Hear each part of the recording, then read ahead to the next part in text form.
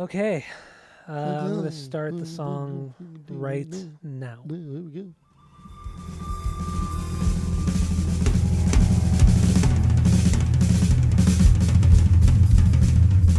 Welcome back to Asinine Radio, a weekly podcast where we talk about music, and, well, that's pretty much it. So, let's go!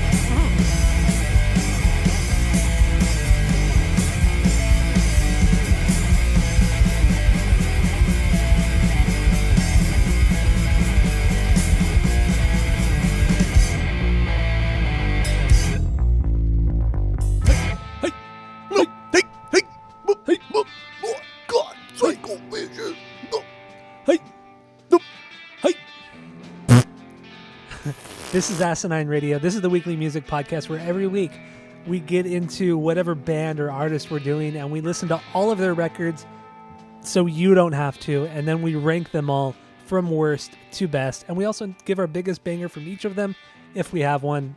We also might give a stinker or two. I don't know. If you didn't already know, my name is Tyler, and way out there, hundreds of miles away, is Jeff. While you're listening, go to Apple Podcasts, Spotify, give us 5 stars. Please go do that. All the social media is at Asinine Radio. We have a Discord server. If you want to join that, hit us up. We'll send you the link. And we have a phone number you can call. Leave us a voicemail. Shoot us a text. The phone number is 503-893-5307. So get into that. And normally we do start with our 6 Degrees with Tom DeLonge, but I don't have anything this week. Honestly, I fucking completely forgot about it till right now. This week was so long. It was so long and a shortened week. I think this was the worst week we've ever done. I really do. Wow. I really do. I really enjoyed. I mean, obviously, I enjoyed the Bob Dylan week. I did enjoy the Rolling Stones week. See, I didn't enjoy those.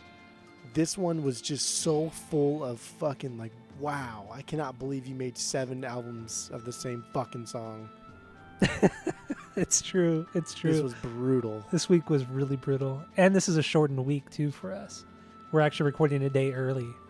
So, yeah, I don't know. I don't have a 6 Degrees of Tom DeLonge for the same reasons. Either. So let's just jump right into the album rankings. I'm sure we'll get through some of these pretty quickly, or at least we'll try to. Or we will, honestly, because there's a lot of bullshit. And there's a lot of shit that sounds the same. So let's start with your number 14, Jeff. What do you got? 14? There's only 13 albums. I have 14. There's only 13 albums.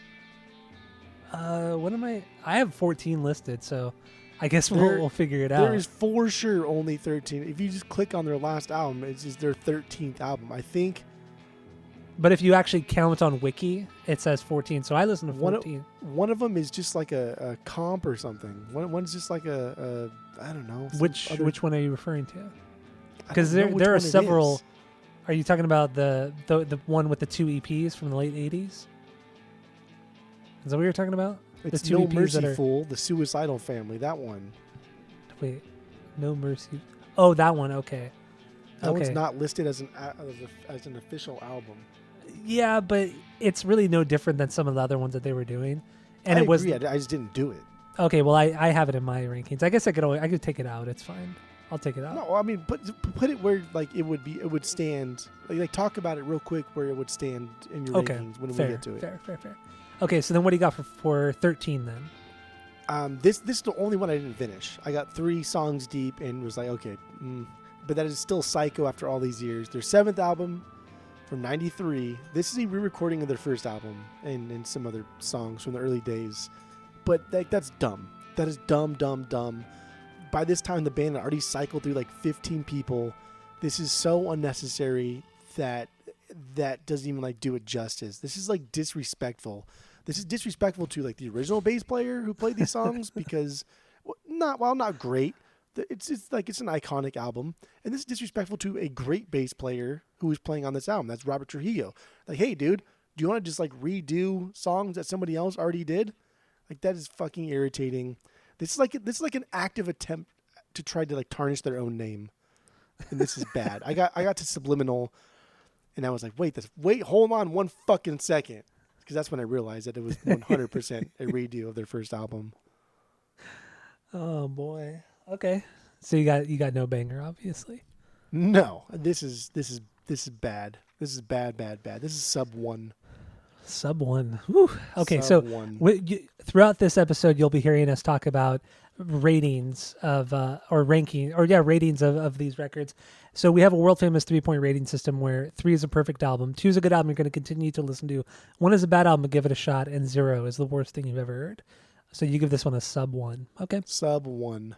Sub 1. All right, so my number 13 is also still Psycho after all these years because there's no reason for it.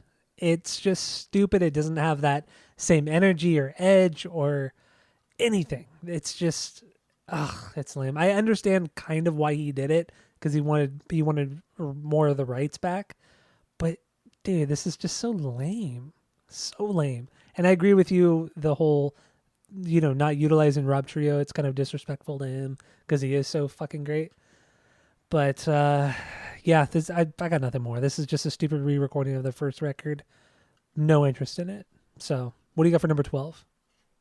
The Art of Rebellion. The act of mating. The Art of Rebellion. Okay. And this one's solo because what the fuck is wrong with his voice? His voice reminds me of the way Mark sings on Guttermouth when he sings Black and Forest. We run with the life. That's how he sings. That's how Mike sings the entire fucking song. He does. Why does he do that? It's like he's forcing these words out. It's weird. I don't get it. Like nothing about this is enjoyable. I thought this was also sub 1. I thought this was fucking bad and very, very irritating. Whew. All right. So that is your number 12. Yeah. We're flying through these already, huh? I know. So, all right. So my number 12 is Controlled by Hatred, Feel Like Shit, Deja Vu. This is their 4th record from 1989. This is essentially just 2 EPs mashed together.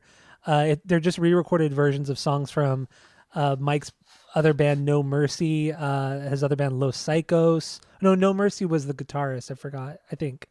And then Los Psychos, some re-recordings of that, and then some B-sides from their 2nd record or 3rd record. It sounds poorly recorded. It's just like mediocre thrash. It's just boring chugging guitars, completely forgettable. This goes nowhere. And not to say that a lot of the records do go anywhere, but this one really goes nowhere, and it's just boring. I did not enjoy it. I was frustrated. Through most of this listen through this week. So, yeah, that's my number 12. I have no banger off this one. It's just completely unnecessary. Like, what are there, 4 records that are just re-recorded versions of other albums or EPs or whatever? Yeah, it's stupid. And this is just one of those. So this is stupid. So what do you got for number 11? So my bottom 2, I'm adamant about. Like I will fight for those to be in the bottom. My top 3, I'm adamant about. I will fight for those to be in the top 3. Everything else, I really don't give a fuck about. Okay. Like you could interchange these, and I just don't even care. I just put them in this order because I had to put some type of order. So here it is. But Join the Army, their 2nd album, 1987. Yeah. Like, dude, talk about like this gets like rave reviews too. And there's some cool parts here. There's some cool lead parts. I don't know. This is a fucking B-side to their first album. Nothing stuck. Nothing was great. This is just a shitty attempt at a follow-up. It sounds shitty. The artwork is shitty. Everything about this is... Oh, dude, that artwork is terrible. I fucking hate that artwork. Yeah, dude, it's pretty fucking bad. But like, what really got me was like how much praise this album gets. And I just, like, you fucking high? Are you kidding me? It's trash. Yeah. We are still at sub 1. I wouldn't... None of these are ones yet. That's fair. I totally understand. I get it. Oh, boy. Okay, so no banger off that one for you. So my number 11 is The Art of Rebellion, 6th record from 1992. I got no banger off this one. This record sucks. It is it's probably their slowest record they've done, or at least I think after listening to all the albums after this, none of them are as slow as this one. It's way more experimental. The song structures are they're longer songs. They're like, some songs are like 6-7 minutes long. There's acoustic guitars here. There's ballads. His vocals, like you were saying, fucking terrible. I didn't make that Black Enforcers connection, but that's really good. But there are also moments where he sounds like he's trying to sing in like a 60s or 70s psych rock band. Oh. It just does not work. I don't think he's that great of a singer anyway. But him trying to actually like croon or try to actually sing like this, it does not sound good. There is some thrash here, but nothing really flows, and it's disjointed. It's a shit record. And fun little fact, our boy Josh Freese played the drums on this record. But not even Josh Freese could save the record from what it became. So the Art of Rebellion is my number 11 trash record, fucking garbage. So what do you got for number 10? It's funny, like as I'm going back and rereading some of these notes that I had, because I don't remember writing this or even like what it sounds like. But World Gone Mad, their 12th album, 2016. I wrote this one. This one was fine. His vocals actually reminded me of Bane here. I don't know what that means. How they remind me of Bane, the band Bane. Mm-hmm. But I guess there we go. But I think so. I did right. By this time, I'm so fucking done with these guitar solos. I'm just so completely over them. I actually really, really hate the way they play guitar in their albums by this point. Like I'm so tired of it. I'm so fucking annoyed with them. I can't stand them. Can't stand it. Stand them. That's it. That's all I got. Okay, that's fine. That's fine. My number 10. So this really confused me reading it. I'm like, we already talked about this. My number 10 is still Psycho Punk after all these years. And that really annoys me that is so closely titled to the other one, because it really confused me right now. So yeah, this is their 14th record. Their last, I think, or 13th record, I should say. And this is the last one to come out. This came out in 2018. This is a re-recording, once again, another re-recorded album of Mike's solo record, Lost My Brain, from 1996. It's more of a punk record, which is nice, because I feel like they do that. They tend to do the punk stuff better. But it's just, there's no need for it. Just I'm burnt the fuck out at this point. 13 records deep. I am burnt the fuck out. I don't need more. I don't need. I'm over it. I'm completely over it at this point. So that's why it's my number 10. It's just, why re-record everything that you do and make it like another standalone record? Fucking lame. But anyway, what do you got for number 9? There we go. I hope any Suicidal fan listening, I hope they're really unhappy with us right now. They probably fucking hate us. They probably love all these records. Honestly, it's funny because I've never met. I've met just a fan of every dumb band you could possibly think of, but I never met a hardcore Suicidal fan. Now that I think about it, you're right. I don't think right. Like, I can't recall anybody outside of just like their first album. I've seen people like wear the hats, the Suicidal hats with the bill flipped up. Yeah, I have too. But I don't think I've ever talked to any of them. They're probably all just like Suicidal NPCs or something like that. Because I've never ever talked to anybody with wearing one of those hats. They're institutionalized fans. That's it. That's it. Yeah.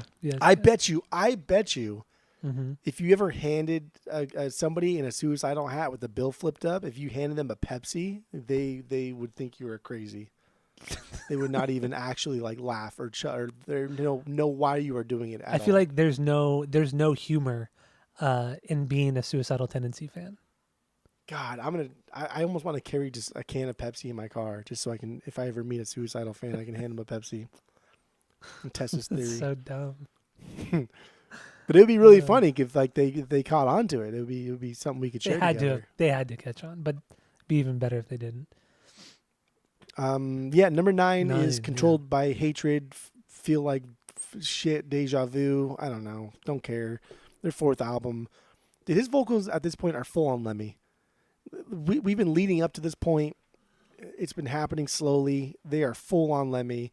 The quality of his vocals, like production wise, sounds like absolute shit. and I don't even understand like how the fuck you guys are like production wise, you are regressing. You're getting worse. Like the thrash metal songs, they're fine. They're solid. They do that sound well enough to be like a house band for a thrash metal singer or something. You know what I mean? Like they do the same type of like drop into the role. Fine. It sounds great. Okay. But nothing to write home about.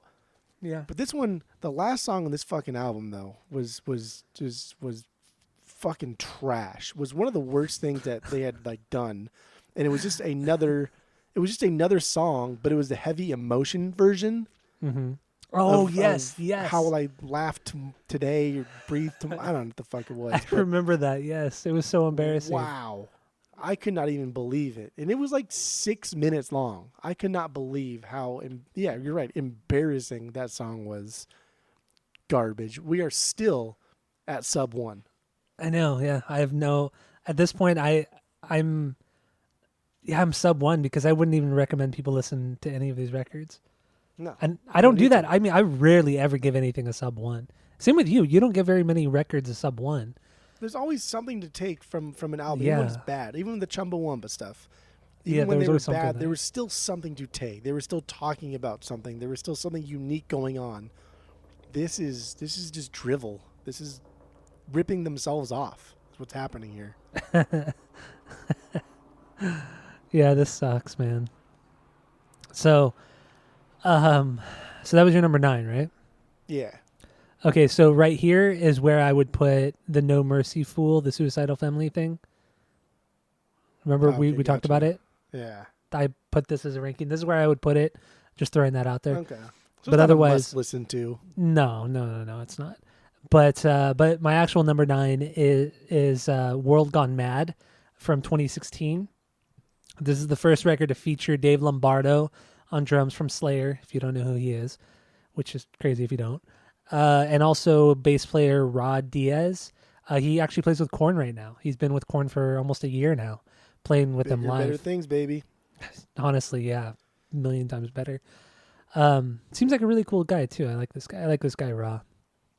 But yeah, this is the first one with them, and this album it's more heavy metal based than anything else. They pretty much kind of threw out all of the punk and thrash. There's a little bit, but more than anything, it's heavy metal based. There are moments where Mike actually kind of sounds like Mr. Shadows from Avenged Sevenfold, and that was kind of weird, but it is forgettable, man. Just completely forgettable. Nothing really stands out on this. I can't name you one thing that happens on this record at all. It's just boring, just straight boring. But it's not bad. It's not like a straight up bad record like The Art of Rebellion is. Just fucking trash. This is just boring. So, what do you got for number 8? Lights, Camera, Revolution. Oh, okay. And this one was interesting too because this one also is apparently really important into their development as the world's most okayest band. But I don't get this one. This one is another one that gets like high praise, and it's one of the best in the genre, and they got Trujillo in full force here. I didn't hear it. Maybe I was I don't know, maybe I was upset. The cat just went off. I heard the cat, yeah. This is their 5th album. I honestly just thought this was just like another notch in the old belt here. I didn't get it. If you rank this one really, really high, then I may go back and listen to it again, because this was the only one that I thought that I missed something, because people do love this one so much. The other one, Join the Army, I don't give a fuck. That one's just bad, straight up, don't care. But this is the only one that I thought, if you rank it high, I will go back and listen again. Okay. But for now, I don't care. I don't give a fuck about this album. That's fair. You know which album I'm surprised you haven't gotten to yet is 13. 13, which is baby. weird. Which is weird because you haven't got to that one or World Gone Mad. I did World Gone Mad. World Gone Mad was Did you? was my number 10. Yeah, I did. Oh, that okay. before Controlled by Hatred. Sorry, a lot of this is getting all Who gives mixed a up fuck? because there's It's so all much crap. the Anyway. same shit. Yeah. So did you have a banger off of Lights Camera? No. Tree Hill? No. Okay. No. No. So my number 8 is 13. This came out in 2013. First record in 13 years, or like of original music, not re-recording stuff, because they love to do that. This is I think the idea behind this one was kind of cool because they brought back some older members and kind of had them play on the songs and this and that. But in the end, it still felt really flat. I just didn't care enough that they brought back old members. It's a cool idea, but to me it like added nothing to the music. Yeah. Do a show, not an album. Yeah. Outside of like, you could hear the difference in drumming because Eric Moore, who was playing drums at the time, I mean, he's an amazing drummer, but he's a gospel chops drummer. He's too good for this band.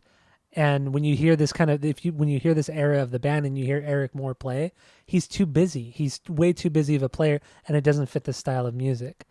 And that's what most of this record is just Eric Moore ripping it up and the band trying to catch up, because that's just how those kind of drummers play drums. And it's cool to watch like on YouTube and listen to on YouTube, but in a band setting, it's way too much. I don't even know. Do you know what I'm talking about with the gospel chops?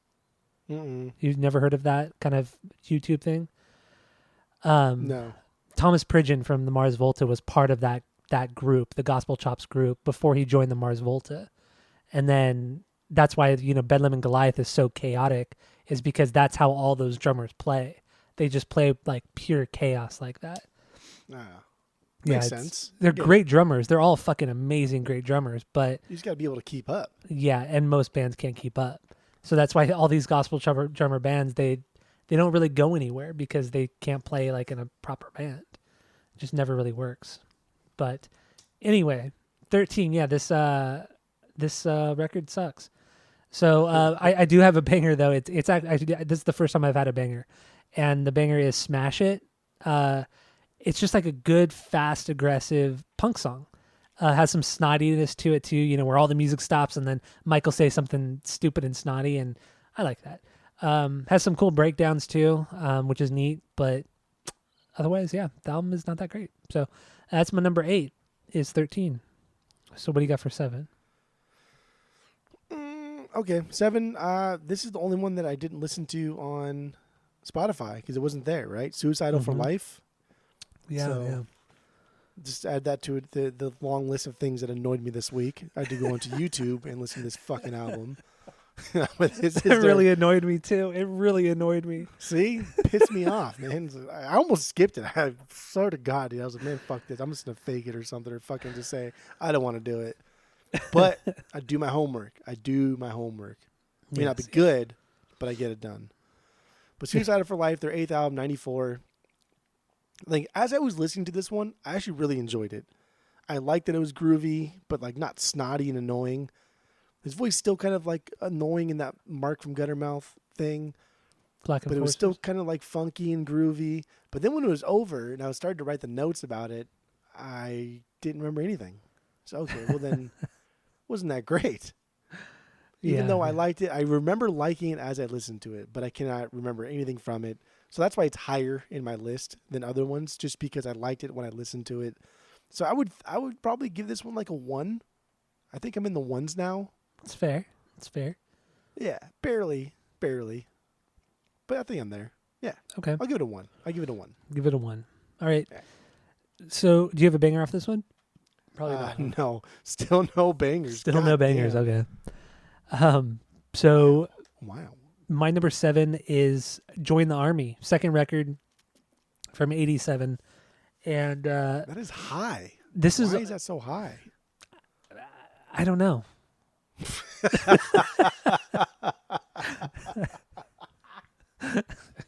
I think it's because by the time I got listen through, I think by the time I got to some of the later records, I was so burnt out that I just didn't know where to put the later records, so I just put them below, like thinking I like Join the Army more, but I know I didn't like it. I know this Join the Army is 1 out of 3 for me, only because it's only a 1 because it it's so iconic within the scene and so many people like it. But otherwise, it's a forgettable record. Join the Army is just like the bootleg version of the first record. There's nothing.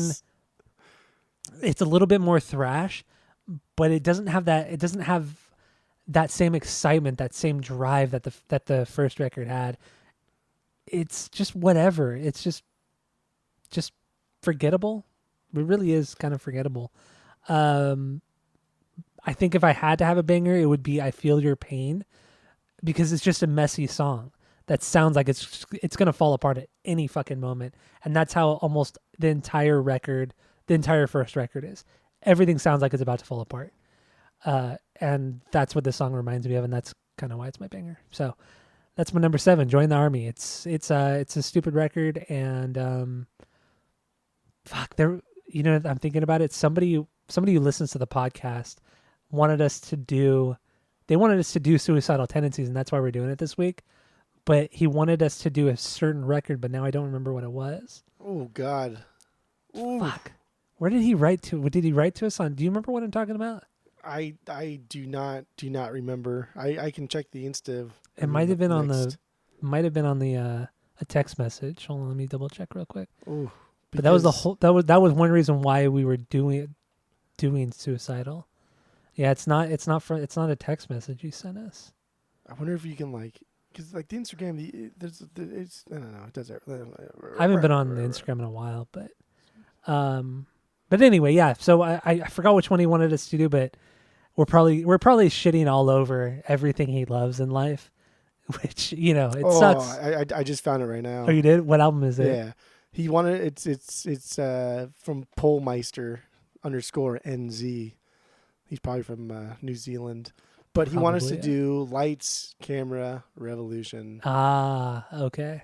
Which I so far I don't even remember if you said it, but I've already said it, and I haven't said it yet. Hate it. I just said it was just another notch in the belt here. Actually, I think that was the one. That was the one that I said that if you ranked it high, I would go back and listen to it. You did, yeah. Oh, okay. Yeah, you did. So if you rank it high, then we may still have some clout with our suicidal fans. Who wanted us to do that record, and we're like, nope. We disregarded what he said.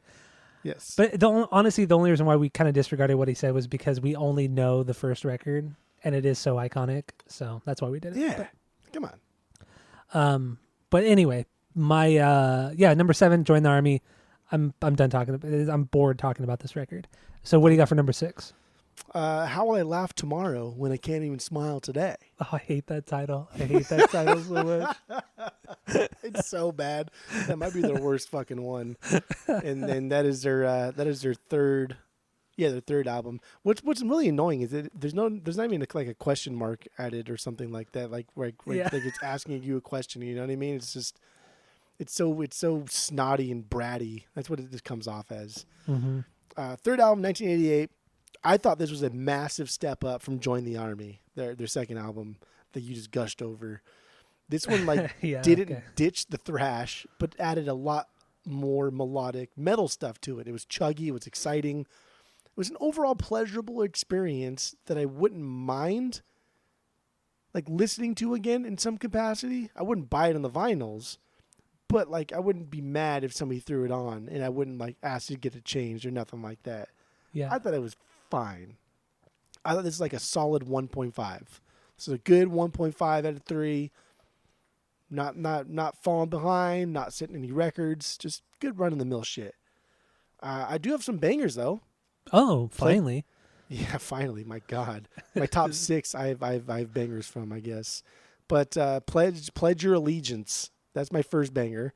This one was so damn good. It had good gang vocals to a really anthemic chant. And it was just pledge your allegiance, free, so every other band that's ever done a chant thing like that. Yeah, that was good. Even AFI did a fucking stupid chant too, right? What did they say? Oh. Two are bleeding, right? we are done. Wait, we are one. Yeah, I'm bleeding. We are one. Wait, what are the fucking lyrics? I can't even think. Yeah, two. It's Black Sails, though, right? Yeah, it's Black Sails. Yeah. It's Strength Through Wounding. That's the name of the song. Strength Through Wounding. We are done. There's the fucking cat. Perfect. Fucking cat. Excellent. Wait, what is number 4 for the pod since we've been recording? Fourth time At the least cats. 4. Yeah. At least 4. Possibly 4 more. Let's go with 4, and then we'll keep Let's go with tallying 4. it up. Yeah. But I thought If I Don't Wake Up, that song, If I Don't Wake Up, I thought that was really, really good. I really liked that song. I thought it was fantastic thrash metal in the vein of Motorhead, but with more urgency, more angst. And I like that. And I'm not like, I've only listened to like 2 Motorhead albums. We weren't doing the thing you didn't at you the didn't listen to time. the 22 albums like I did? I did not do that. So I can't say for a certain over all their albums, but that sort of reminded me of like Motorhead, just with more urgency and a little bit more angst. And I liked it. All right, I like that. So I just double checked the AFI song, the Strength Through Wounding. It's Through Our Bleeding We Are One. There you go. That's so dumb.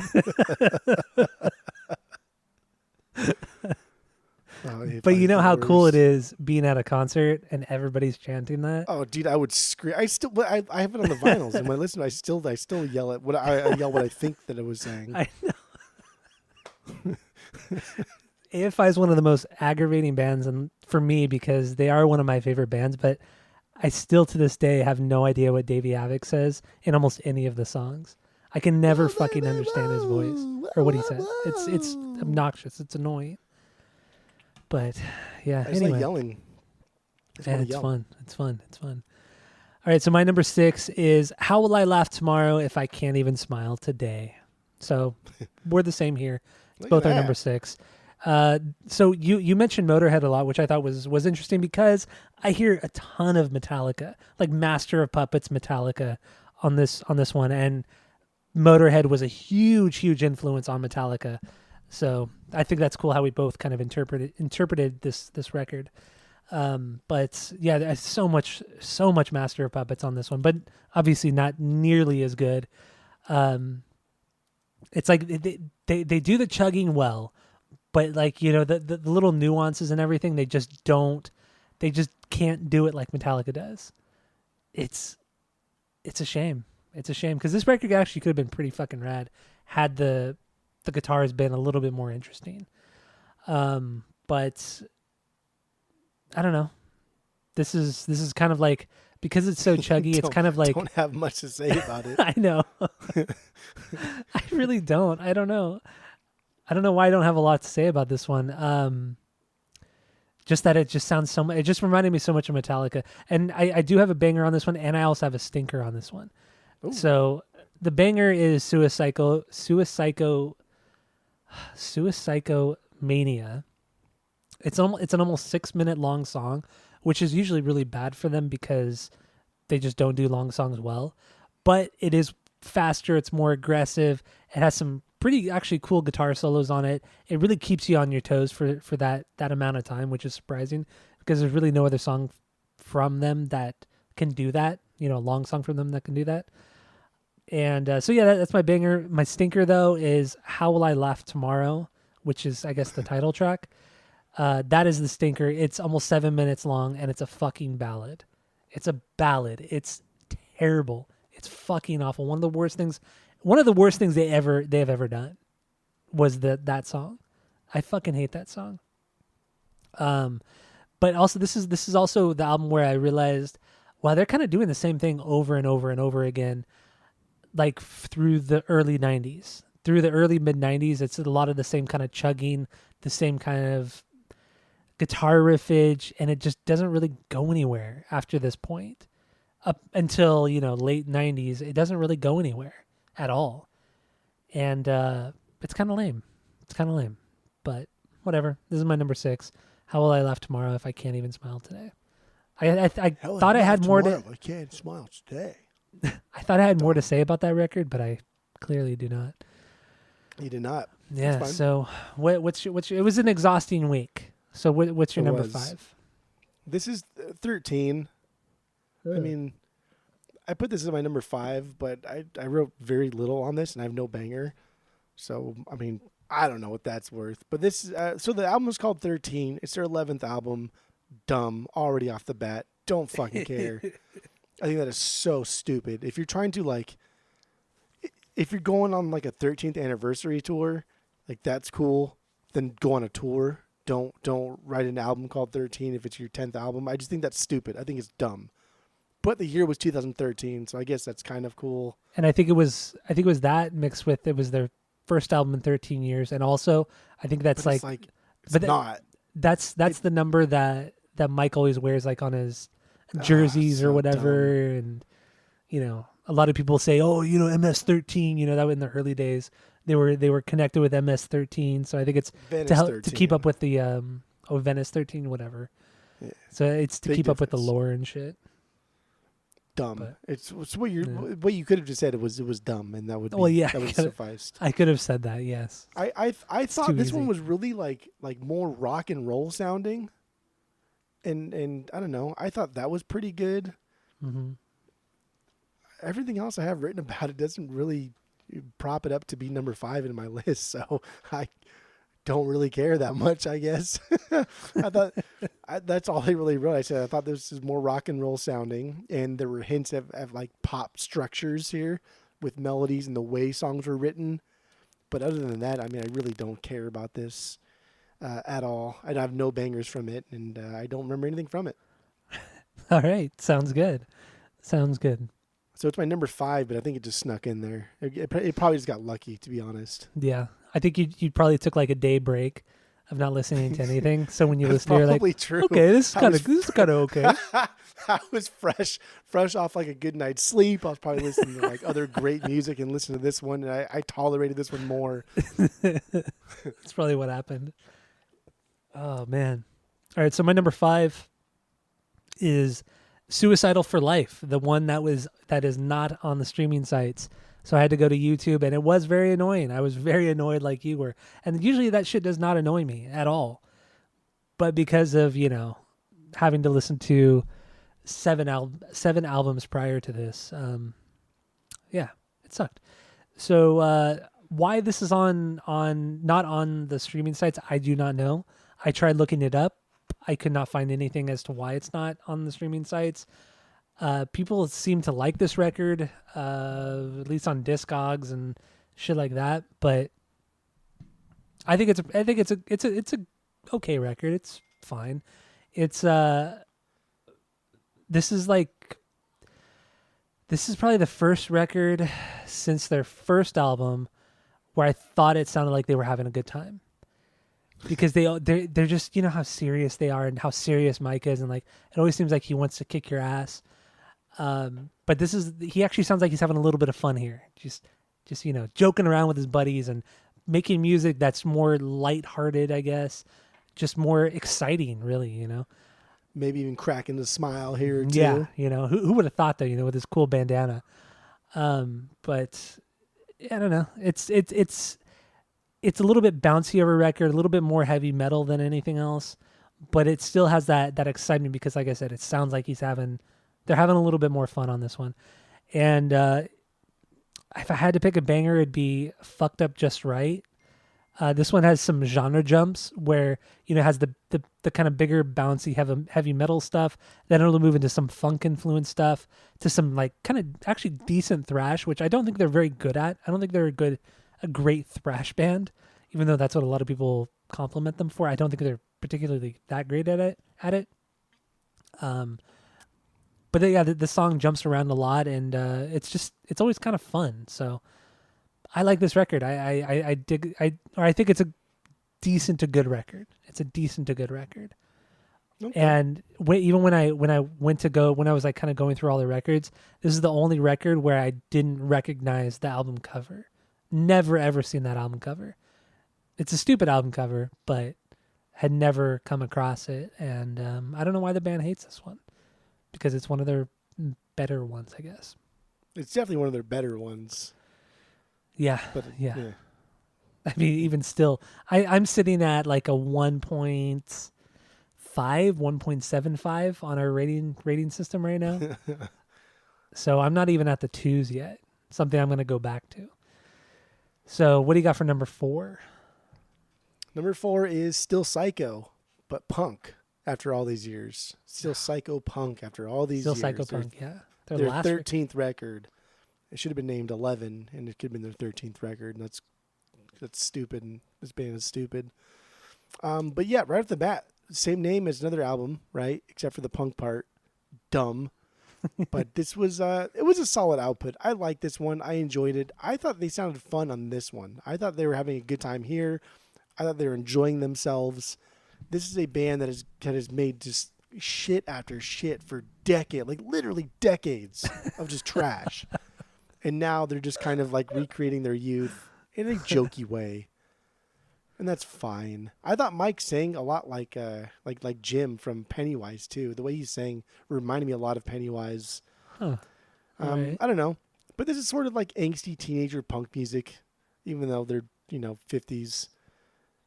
I don't know. I thought it was fine. I had really no problem with this, but I for sure had nothing that would stand out to me on this one. Oh my gosh. I have no banger. We're this deep and we have had said nothing overly positive about any of these records. My top 3, I would get on the vinyls though. I will say that. Damn. Okay. All right. I think our top 3 are pretty much going to be the same. All right. So my number 4 is Lights, Camera, Revolution. There it is. So from 1990. This is the first one with. Explain it to me. So I don't know. So this is the first one with Rob Trujillo, like we were saying. I think the reason why I put this one so high was because they were actually doing something out. This is the first time they were doing something outside of like the thrash genre, which like I said, I don't think they're like amazing at. They're fine. I don't think their riffs are anything really to write home about. But there's a lot of Red Hot Chili Peppers here. There's a little bit of Pantera on this record. And there's also some like kind of good pop melodies thrown in there on top of it all. And then they have their typical like hardcore punk that's thrown in there as well. And like I said, the thrash. But I think it's like, I think what makes this album stand apart is that it does genre jump between the songs. So not every song is the same thing. It's not recycled, bullshit over and over and over again. And the Red Hot Chili Peppers thing makes sense. I mean, the Chili Peppers had just come out with Mother's Milk the year prior, and they were on top of the world. So a lot of bands are going to be taken influence by that. And obviously they have known the Chili Peppers since the early 80s too, but this is the first time that they've decided to kind of borrow.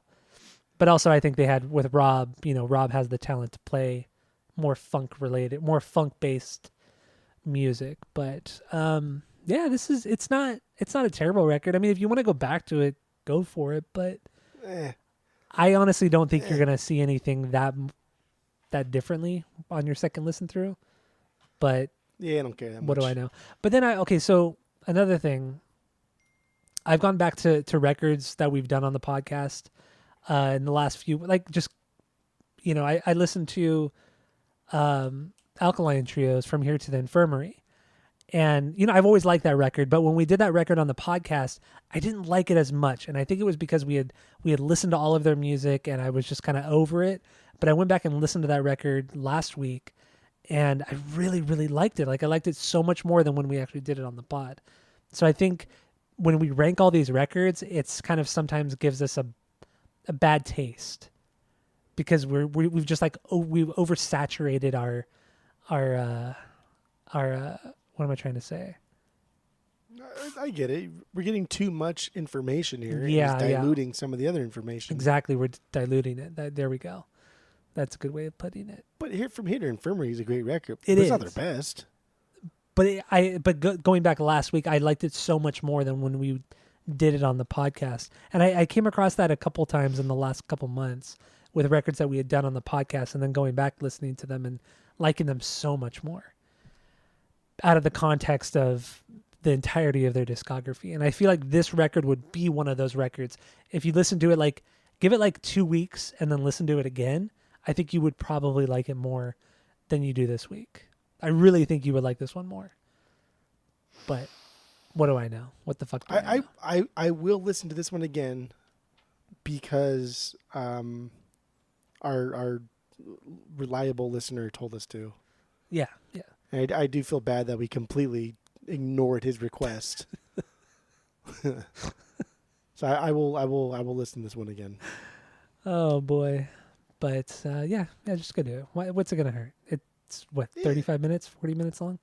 That's it. But anyway, my banger is what is it? Disco's Out, Murder's In.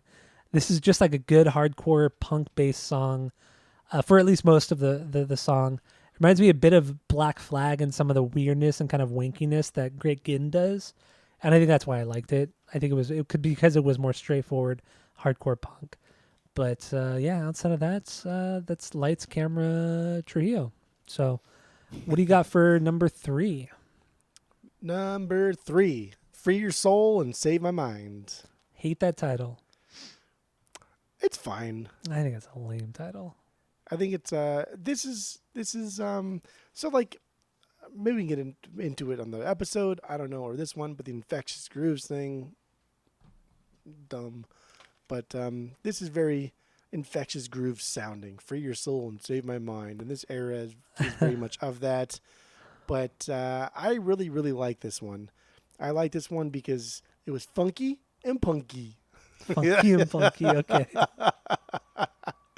We had Brooks. We had Brooks on drums.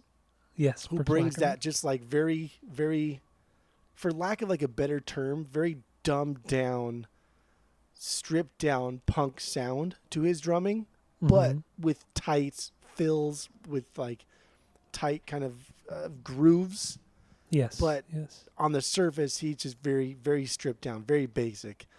And one of the guys who was from Infectious Grooves on bass, that wasn't Trujillo, the other guy, but he was still fantastic. He was Josh still Paul. fucking amazing. Josh Paul. Yeah. Still great. And I really like this one because of what I said, but it got really shitty reviews. And I did not understand that. And I don't get it. I think that's fucking bizarre. And this one was written by Mike and the other dude, the guitarist in the band. So I think like when Mike isn't the only person writing the music, I think there's a lot more like groove in the music. When it's Mike's very two-dimensional, and those two dimensions are fucking thrash thrash and punk. And so like that's all he can kind of do, and that's all he wants to do, and that's all his brand allows him to do. And so this one, I know this one surprised me. This one surprised me. I liked it a lot, and I would buy this on the vinyls. Oof. I would. I'd buy it on the vinyls. Damn. I'll say it. I don't care. Give a fuck. All right. So that's your number 3. And what's your banger on this one? The second song, Su Casa es mi casa. Oh, yeah. That was so goddamn fun. That was not only was it just funny to me when I heard somebody speaking Spanish. I thought that was hilarious, and I had a good time with it. And I don't know, it was a good song. All right. So my number 3 is also Free Your Soul and Save My Mind.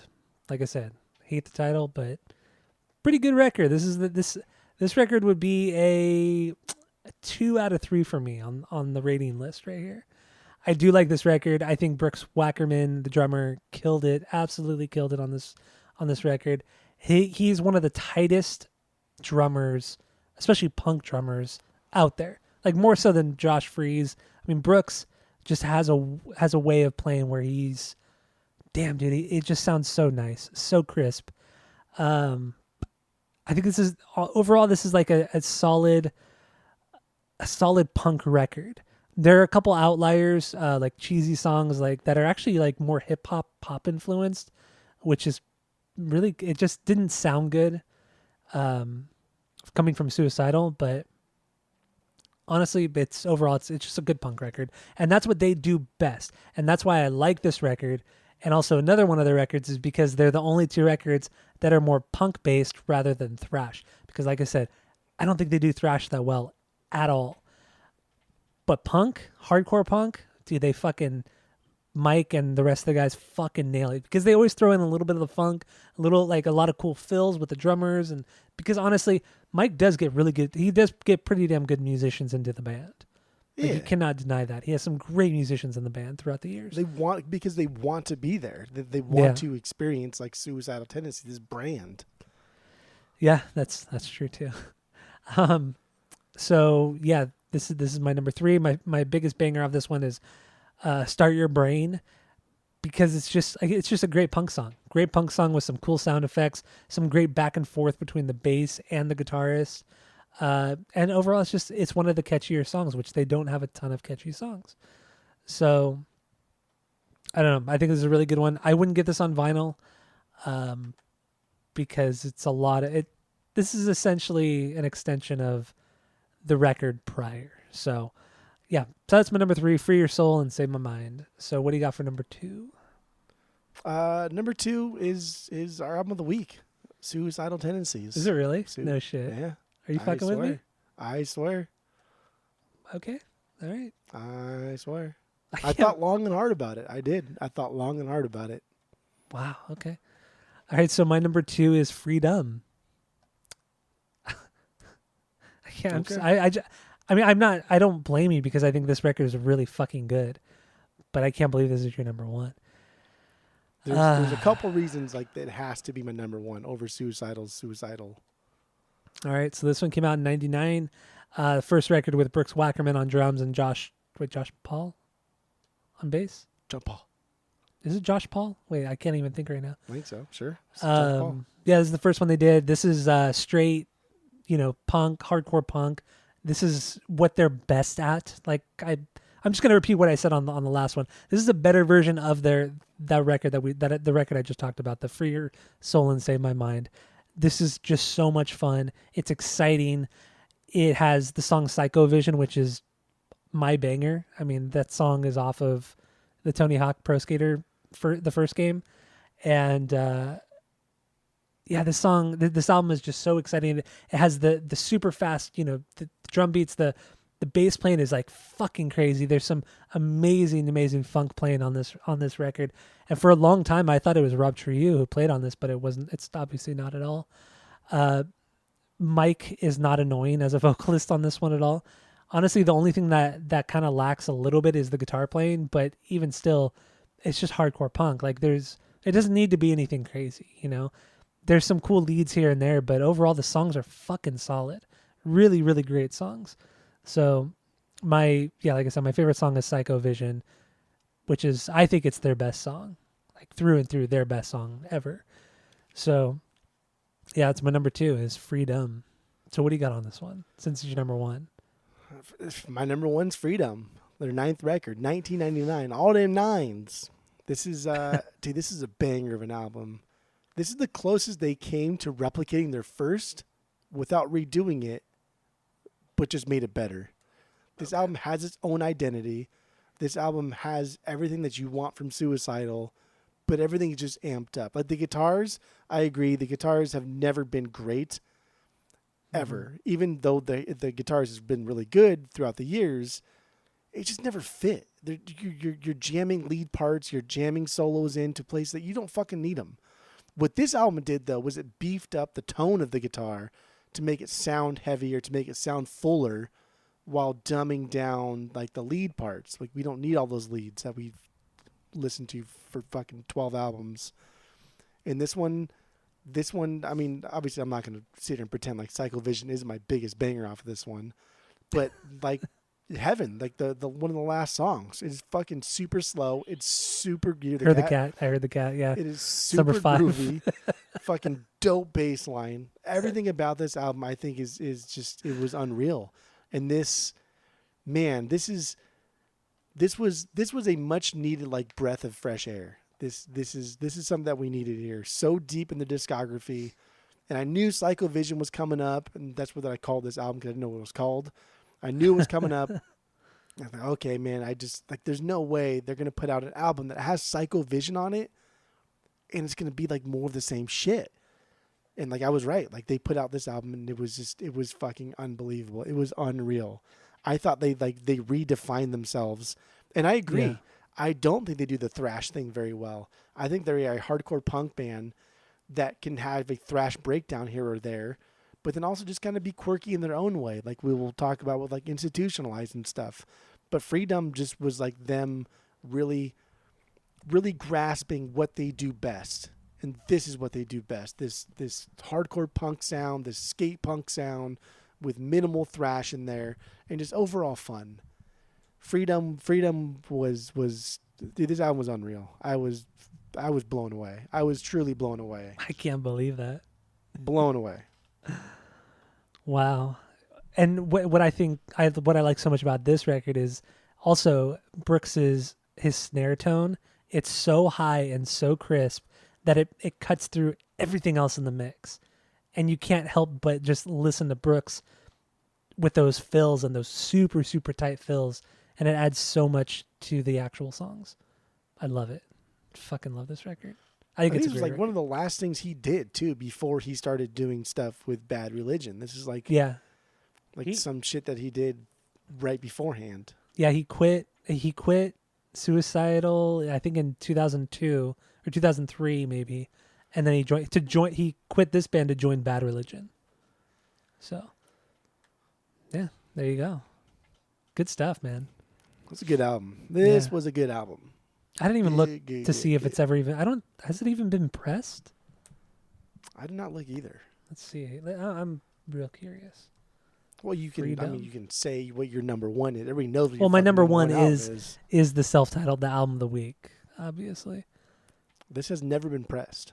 Oh, that's crazy! Wow, that is crazy, man. How? Wow. Yeah, it was thrown on cassettes 3 times. Of course, because everyone loves all 3 cassettes. times were unofficial. All right, then. Well, I don't know. Wow. That's all I got.